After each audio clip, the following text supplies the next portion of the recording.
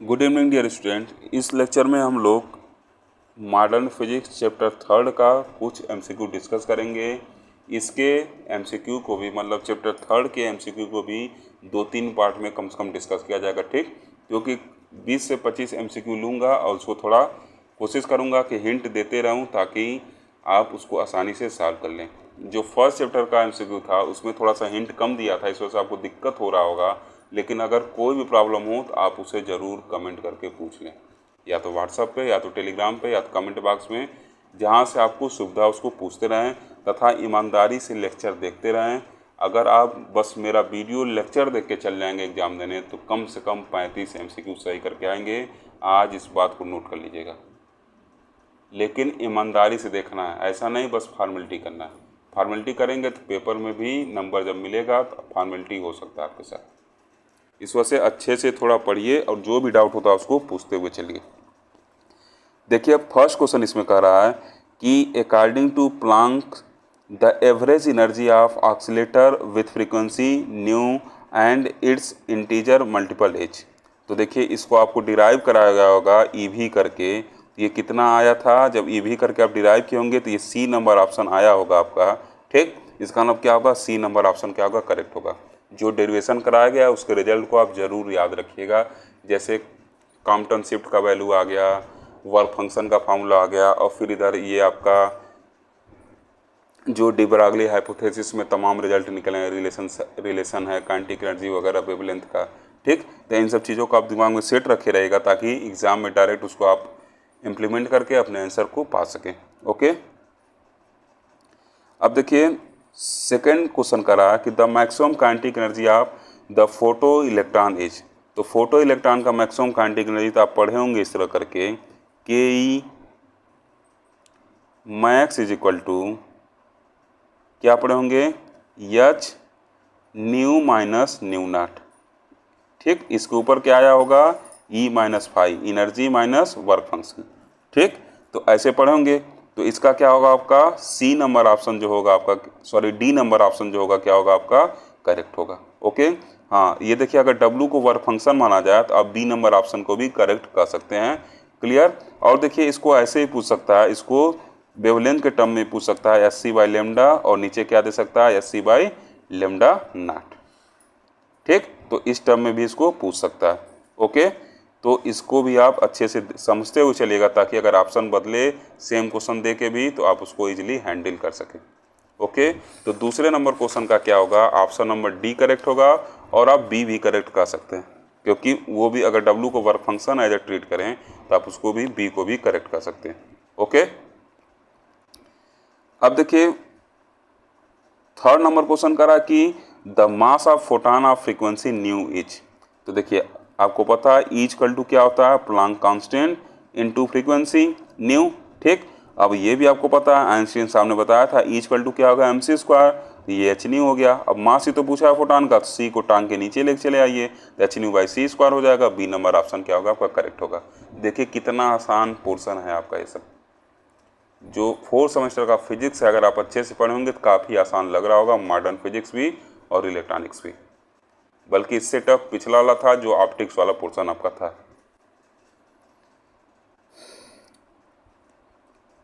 अब देखिए 4th number question, ठीक। थर्ड का क्या होगा, बी करेक्ट होगा।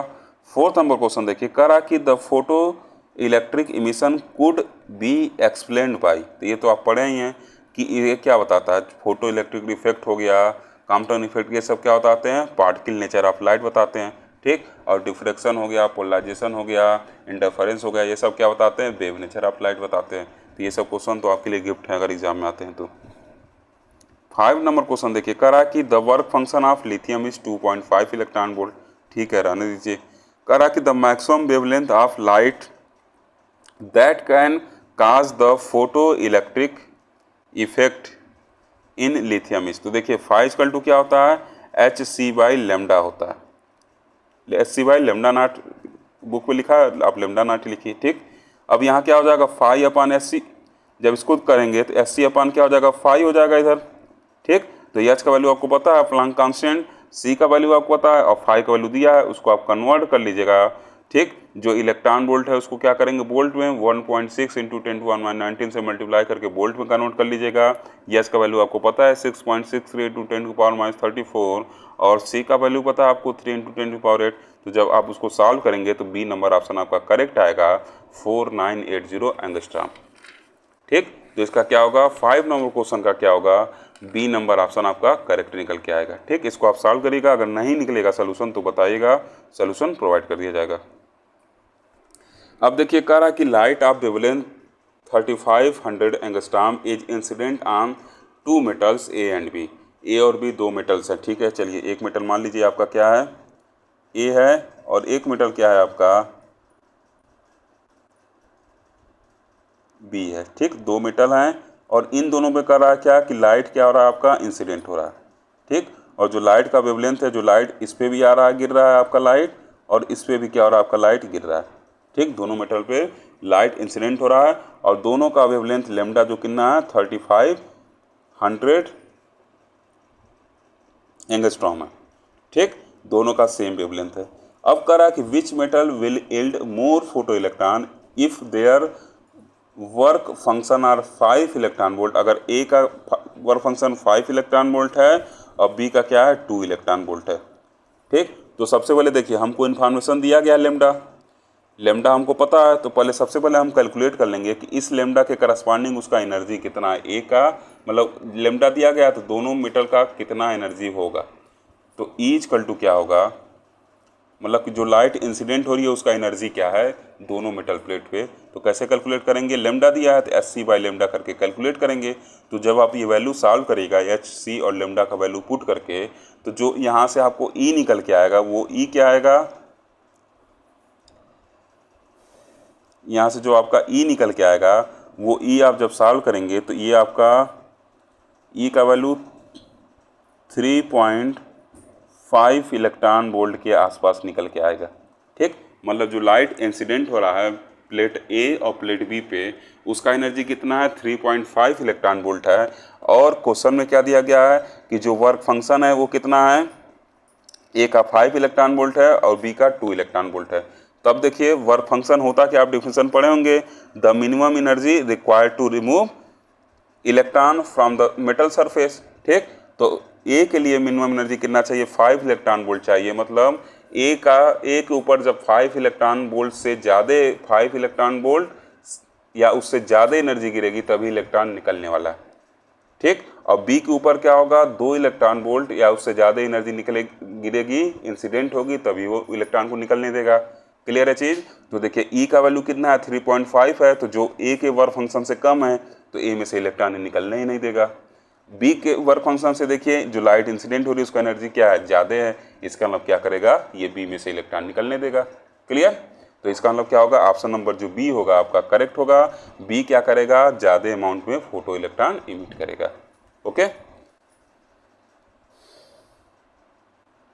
7 नंबर क्वेश्चन देखिए करा कि what is the effect of intensity on the stopping potential.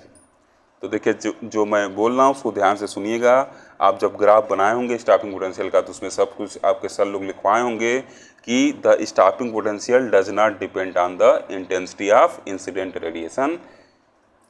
ठीक, ये इंसिडेंट रेडिएशन के इंटेंसिटी पर डिपेंड नहीं करता, अतः स्टॉपिंग पोटेंशियल जो होगा वो स्टॉपिंग पोटेंशियल पर इंटेंसिटी का कोई प्रभाव नहीं पड़ने वाला। ठीक, स्टॉपिंग पोटेंशियल केवल किस पर डिपेंड करेगा, फ्रीक्वेंसी ऑफ इंसिडेंट रे पर डिपेंड करता है। ठीक, तो इसका मतलब क्या होगा ऑप्शन नंबर डी आपका करेक्ट होगा। एक बार फिर से रिपीट करता हूँ, आप ग्राफ पढ़े होंगे इसका स्टॉपिंग पोटेंशियल वाला। ठीक, मैं बोल दे रहा हूँ एक बार फिर से आप सुनिएगा ध्यान से। The stopping potential does not depend on the intensity of incident radiation, it's only depends on frequency of incident radiation. ठीक, इंटेंसिटी बढ़ाना मीन्स क्या होता है नंबर ऑफ फोटॉन को बढ़ाना, नंबर ऑफ फोटॉन को बढ़ाना। तो नंबर ऑफ फोटॉन को आप बढ़ा रहे हैं तो उससे स्टॉपिंग पोटेंशियल पर कोई फर्क नहीं पड़ेगा। कब फर्क पड़ेगा, जब आप जो इंसिडेंट लाइट है उसकी फ्रीक्वेंसी को बढ़ा रहे हैं, मतलब उसके कलर को चेंज कर रहे हैं। क्लियर, तो इसका मतलब क्या है डी नंबर ऑप्शन क्या होगा आपका करेक्ट होगा। ओके, इससे ज़्यादा डिटेल में नहीं जाऊँगा, नहीं तो 20 क्वेश्चन ही 2 घंटे में चल जाएगा। बस हिंट दे रहा हूँ, अब चीज़ों को अगर पढ़े होंगे तो कैच कर लेंगे। नहीं तो अदरवाइज एक एक क्वेश्चन 10-10 20 मिनट एक्सप्लेन किया जाए अच्छे से तब लग जाएगा। देखिए 8वां नंबर क्वेश्चन कर रहा है कि विच of the following is the characteristic of a black body. ये तो आप पढ़ते आ रहे हैं इंटर से ही। परफेक्ट एब्जॉर्बर जो क्या होगा, परफेक्ट रेडिएटर होगा। तो सी नंबर ऑप्शन इसका क्या होगा, आपका करेक्ट होगा। ओके,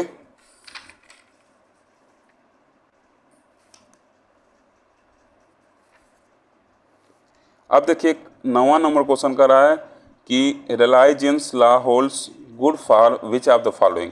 तो ये किसके लिए होल्ड करता है, ये सब तो आप तो स्टेटमेंट में पढ़े होंगे। किसके लिए होल्ड करता है, तो ये आपका लॉन्गर वेवलेंथ के लिए यूज होता है। ठीक, मतलब लॉन्ग वेवलेंथ के टर्म में इसको हम क्या करते हैं, यूज करते हैं। ये सब तो आप डेफिनेशन बेस्ड क्वेश्चन है, इसमें तो एक्सप्लेनेशन की कोई जरूरत ही नहीं है। अब करा 10वां कि विच of the following does not affect the photon. इसमें से कौन सा ऐसा है जो फोटान को इफेक्ट नहीं करेगा। तो देखिए ये क्या आपका जो मैग्नेटिक या इलेक्ट्रिक फील्ड है ये फोटान को इफेक्ट नहीं करेगा, क्योंकि फोटान क्या होते हैं, न्यूट्रल होते हैं। ठीक, वो चार्ज पार्टिकल के साथ इंटरेक्ट करेंगे, लेकिन अगर मैग्नेटिक फील्ड इलेक्ट्रिक फील्ड वो न्यूट्रल है तो उनके ऊपर कोई इफेक्ट नहीं डालने वाला। ठीक, इसलिए 10वां का ए नंबर ऑप्शन जो होगा आपका क्या होगा, करेक्ट होगा। ये सब डिटेल में आप क्लास में पढ़ चुके होंगे, तो ये सब क्वेश्चन आपको गलत करके नहीं आना। 11 नंबर क्वेश्चन देखिए कि कह रहा कि व्हाट इज क्वांटम शिफ्ट। देखिए कितना आसान एमसीक्यू चैप्टर से बन रहा है। व्हाट इज क्वांटम शिफ्ट, जो क्वांटम शिफ्ट है वो क्या है। तो देखिए क्वांटम शिफ्ट आप डेफिनेशन ही पढ़े होंगे, चेंज इन इनिशियल वेवलेंथ और स्कैटरिंग वेवलेंथ के बीच के जो चेंज होता है उसी को क्या कहते हैं, क्वांटम शिफ्ट या चेंज इन वेवलेंथ कहा जाता है, या उसी को शिफ्ट इन वेवलेंथ कहते हैं। ठीक, ये फॉर्मूला आप पढ़े होंगे डेफिनेशन से ही, lambda minus lambda dash divided by, इधर क्या पढ़े होंगे, लेमडा सी। ठीक, क्रिटिकल वेवलेंथ इस यही क्या होता है, एच अपान एम सी होता है, और यहाँ पे 1 माइनस कास थीटा करके पढ़े होंगे। ठीक, यही क्या कहलाता है आपका, देखिए क्वांटम शिफ्ट कहते हैं इसी को। और ये क्वांटम शिफ्ट किसके बराबर है, वेवलेंथ में चेंज हो रहा है, जो आपका इनिशियल है और जो स्कैटर्ड है रेडिएशन। ठीक, तो इसका मतलब क्या होगा, change in wavelength, shift in wavelength. Okay, तो इसका मतलब क्या होगा, जो आपका 11 नंबर क्वेश्चन है उसका क्या होगा, आपका ऑप्शन नंबर डी जो होगा क्या होगा, आपका करेक्ट होगा।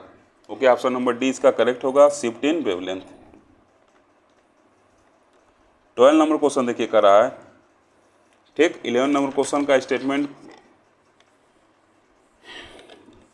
11 नंबर क्वेश्चन क्लियर, आपको स्टेटमेंट की जरूरत नहीं है जहाँ तक मुझे लगता है। ठीक, उससे आप फॉर्मूले से समझ गए होंगे।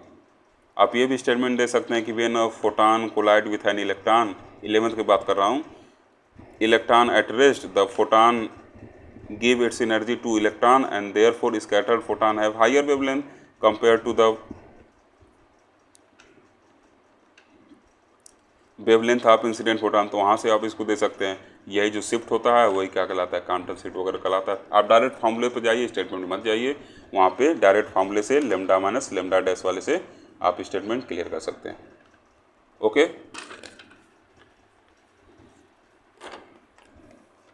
अब देखिए 12 नंबर क्वेश्चन कह रहा कि quantum shift depends on which of the following, किस पे डिपेंड करता है। तो देखिए अभी हम लोग ऊपर देखे थे, lambda minus lambda dash equal to क्या था, एच अपान यम ई सी का ये चाहे एम सी का ये, और यहाँ पे 1 minus cos theta cos phi, अलग अलग बुक वाले अलग अलग चीज़ यूज करते हैं। थीटा फाई ये दोनों आर्बिट्ररी वैल्यू होता है, आपको जो मन करे वो यूज करिए। ठीक, तो देखिए ये किस पे डिपेंड कर रहा है, तो अगर साफ साफ देखा जाए तो क्वांटम शिफ्ट मतलब चेंज इन वेवलेंथ, मतलब वेवलेंथ शिफ्ट होता है। अभी अगले क्वेश्चन, पिछले क्वेश्चन हम लोग डिस्कस किए हैं। ये देखिए एच कांस्टेंट है, मास ऑफ इलेक्ट्रॉन कांस्टेंट है, सी कांस्टेंट है, 1 कांस्टेंट, इसका मतलब ये थीटा पे डिपेंड कर रहा है, मतलब एंगल ऑफ स्कैटरिंग पे क्या कर रहा है, डिपेंड कर रहा है। तो इसका मतलब सी नंबर ऑप्शन जो होगा आपका क्या होगा, करेक्ट होगा। ठीक, देखिए कितना आसान क्वेश्चन है। नाउ द 13 क्वेश्चन इज कह रहा कि विच of the following is called a non mechanical wave. देखिए इलेक्ट्रोमैग्नेटिक वेव जो होता है नॉन मैकेनिकल वेव होता है, क्योंकि मैकेनिकल वेव को चलने के लिए मीडियम चाहिए। और आप पढ़े हैं, इंटर में ही पढ़े हैं, फर्स्ट सेमेस्टर में ही ऑब्जेक्टिव क्वेश्चन में ईएम वेव के बारे में पूछा था। ठीक, तो ये क्या होता है, नॉन मैकेनिकल वेव होता है, इसको चलने के लिए मीडियम की कोई ज़रूरत नहीं पड़ती। जैसे ठीक, और ये भी आपको पता है ट्रांसफर सिग्नेचर होता है। तो ये सब सेकेंड थर्ड सेमेस्टर में पढ़े हुए हैं आप, बाकी आप विद्वान हैं ही। अब देखिए 14 क्वेश्चन करा कि a radio station broadcast its program at इतना दिया है 2193 मीटर वेवलेंथ। ठीक, लेमडा का वैल्यू दिया, जो डाटा है उसको आप कलेक्ट कर दीजिए, लेमडा दिया है। ठीक है, determine the frequency of radio wave कह रहा है न्यू बता दीजिए भाई। If velocity of radiation is 3 × 10⁸ metre per second. ठीक, तो देखिए यहाँ से क्या होगा, न्यू इक्वल टू क्या होता है, सी बाई लेमडा होता है।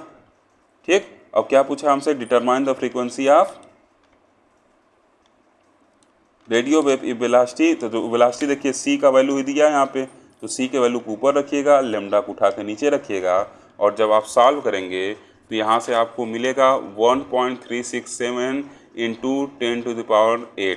ठीक, कितना आया है, हाँ ठीक है, देखिए एक्यूरेट वैल्यू बता रहा हूँ जो सॉल्व करने पाया है 1.3679 × 10⁶।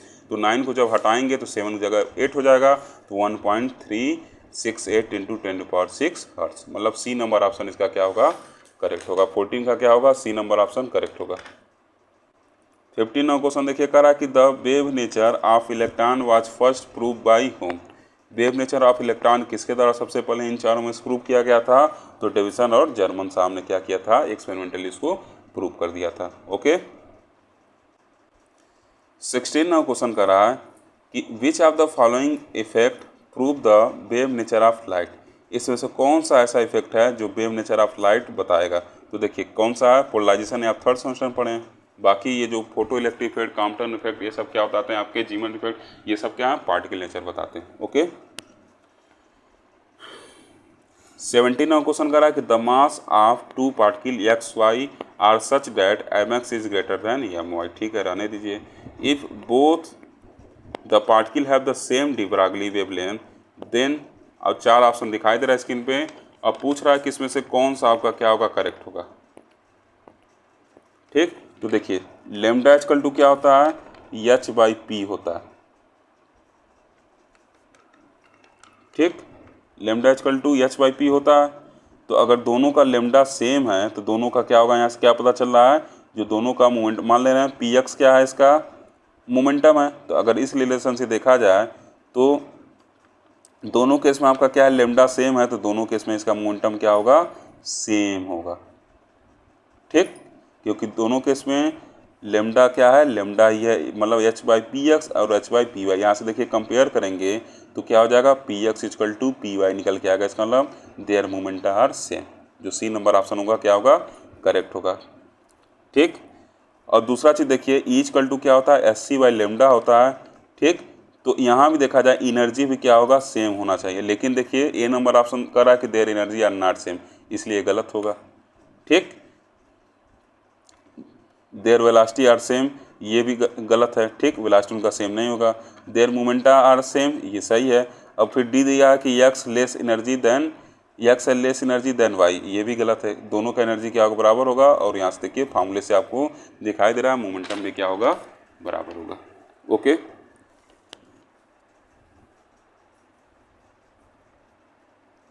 अब देखिए 18वां क्वेश्चन करा कि in the experiment of Davisson Germer D equal to इतना, थीटा इक्वल टू दिया है, लेमडा पूछ रहा है। ठीक, तो आप फॉर्मूला पढ़े ही हैं। 2d sine theta equal to क्या होता है, ये तो पूरा आप डिराइव किए होंगे, ग्राफ प्रूफ सब बनाए होंगे। एन लेमडा होता है, तब यहाँ एन का वैल्यू 2 पुट कर दीजिए, क्योंकि सेकेंड ऑर्डर डिफ्रैक्शन का है। ठीक, और फिर क्या करिए, डी का वैल्यू दिया है 2, अब जब यहाँ एन 2 पुट करेंगे तो इस 2 से ये 2 गया तेल लेने, और यहाँ डी का वैल्यू जो है आपका पुट कर देंगे 0.09। ठीक, एंगस्ट्रॉम, और साइन इसका थीटा का वैल्यू की जगह, थीटा की जगह 120 रखेंगे, √3/2 हो जाएगा। और जब आप इसको सॉल्व करेंगे तो 0.7794 एंगस्ट्रॉम आएगा। मतलब इसका ए नंबर ऑप्शन जो होगा आपका क्वेश्चन नंबर 18 का ए नंबर ऑप्शन करेक्ट आएगा। ओके, अब देखिए 19 नंबर क्वेश्चन करा कि G P Thomson experimentally confirm the existence of matter wave by the phenomena of diffraction. ये तो स्टेटमेंट में आप पढ़े होंगे। ठीक, ये क्या होगा आपका, डिफ्रैक्शन से इन्होंने पता लगा क्या किया था, existence of matter wave by the phenomena of diffraction से ही उसके एग्जिस्टेंस को पता लगाया था। ओके, तो 19 का क्या होगा, डी नंबर ऑप्शन करेक्ट होगा। 29 क्वेश्चन करा कि in the Compton effect the Compton shift delta lambda is equal to Compton's critical wavelength lambda c when the angle of scattering. चलिए ठीक है, देखिए डेल्टा लेमडा या इसी को लेमडा में से लेमडा डैश लिखते हैं, इक्वल टू क्या लिखते हैं, एच अपान एम ई सी और ब्रैकेट में 1 माइनस कास थीटा। अगर अब थीटा का वैल्यू हम पाई बाई 2 कर दें तो 0 हो जाएगा। तो जो लेमडा डेल्टा लेमडा होता है वो एच अपान एम ई सी होता है और इसी को क्या कहते हैं हम, लेमडा सी कहते हैं, मतलब क्रिटिकल वेवलेंथ। आप क्रिटिकल वेवलेंथ लेमडा या कॉम्पटन क्रिटिकल वेवलेंथ लेमडा सी कहते हैं। ठीक, तो ये डेल्टा लेमडा लेमडा के बराबर कब हो रहा है, जब थीटा का वैल्यू आपका पाई बाई 2 के बराबर हो रहा है। इसका मतलब जब एंगल ऑफ स्कैटरिंग 90 होगा आप तो क्या होगा, डेल्टा लेमडा जो उसके क्रिटिकल वैल्यू के बराबर होता है। ठीक, ये सब डिफरेंट केस की, जीरो कितना होगा, पाई बाई 2 पे कितना होगा, पाई पे कितना होगा, आपके सर लोग निकलवाए होंगे तो कोई दिक्कत नहीं। आप अगर नहीं भी निकलवाए होंगे तो आप बुक में इसको देखे होंगे, तो ऐसे क्वेश्चन में तो कोई दिक्कत ही नहीं होना चाहिए। ठीक, तो इसका वैल्यू क्या हो जाएगा, पाई बाई 2। ओके, अब देखिए 21 क्वेश्चन करा कि the de Broglie wavelength associated with a neutron at an absolute temperature T each. देखिए ये सब फार्मूला तो आपको बताया गया होगा, उसको अपने दिमाग में याद रखना होगा। ठीक, क्योंकि मैं डिराइव कराऊंगा इसमें तो टाइम लगेगा और स्क्रीन पे डिराइव कराना भी पॉसिबल नहीं है। इसका क्या होगा, बी नंबर ऑप्शन जो होगा आपका 21 का क्या होगा, करेक्ट होगा। आपको ये क्लास में डिराइव कराया गया होगा। ठीक, अब देखिए चार्ज के टर्म में और इन सब फार्मूला का आप अच्छे से याद रखिएगा न्यूमेरिकल पर्पज से भी। ठीक, अब इंटर में इन सबको आप पढ़े होंगे। अगर चार्ज के पर्पज क्यू से देखा जाए, क्यू भी के पर्पज से, तो क्या होगा, काइनेटिक जो वहाँ आएगा उसको क्यू भी कर देंगे। ठीक, जो काइनेटिक एनर्जी आएगा, तो देखिए इसका क्या हो जाएगा, 22 नंबर क्वेश्चन का क्या होगा आपका ऑप्शन नंबर जो सी होगा आपका क्या होगा, करेक्ट होगा। ओके, यहाँ पे क्या कर देते हैं, ई के जगह एनर्जी की जगह क्या रखते हैं, क्यू भी रख देते हैं। ओके, ये सब क्वेश्चन आपका गलत नहीं होना चाहिए और इस टाइप का जितने भी रिलेशन है सब उसको आप अच्छे से पढ़ लीजिएगा।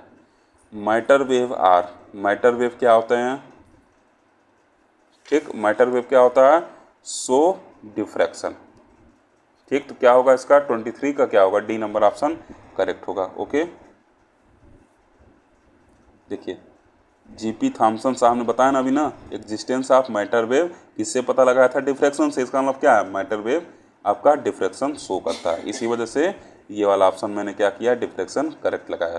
ठीक, अब देखिए 24 नंबर क्वेश्चन कर रहा है कि the de Broglie hypothesis is associated with, ये किसके साथ एसोसिएटेड है, आपको 4 ऑप्शन दिखाई दे रहे हैं। ठीक, तो इसमें क्या होगा, दोनों के साथ wave nature of electron only, wave nature of proton only, wave nature of radiation. देखिए ऑल मटेरियल पार्टिकल, ठीक, इस ऑल मटेरियल पार्टिकल, सभी मटेरियल पार्टिकल्स के वेव नेचर से क्या है, एसोसिएटेड है इसका। ठीक, आप अलग अलग केस में देखे भी होंगे इसका वैल्यू डी ब्रागली वेवलेंथ का। 25 नंबर क्वेश्चन देखिए, कर रहा है 25 नंबर क्वेश्चन कि photo electric effect can be explained by. ठीक, इसको कैसे एक्सप्लेन कर सकते हैं हम, तो फोटो इलेक्ट्रिक इफेक्ट को एक्सप्लेन करने के लिए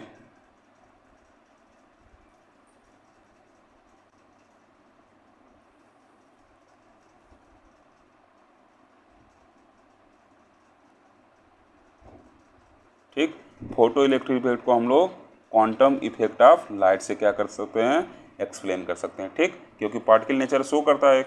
ओके, यहाँ तक 25 तक आज बस डिस्कस करते हैं, इसके आगे नेक्स्ट लेक्चर में डिस्कस करेंगे। ओके, अभी इसमें 51 क्वेश्चन तक हैं, उसको सेकेंड पार्ट करके नेक्स्ट लेक्चर में डिस्कस कर दिया जाएगा। Okay, thank you for watching.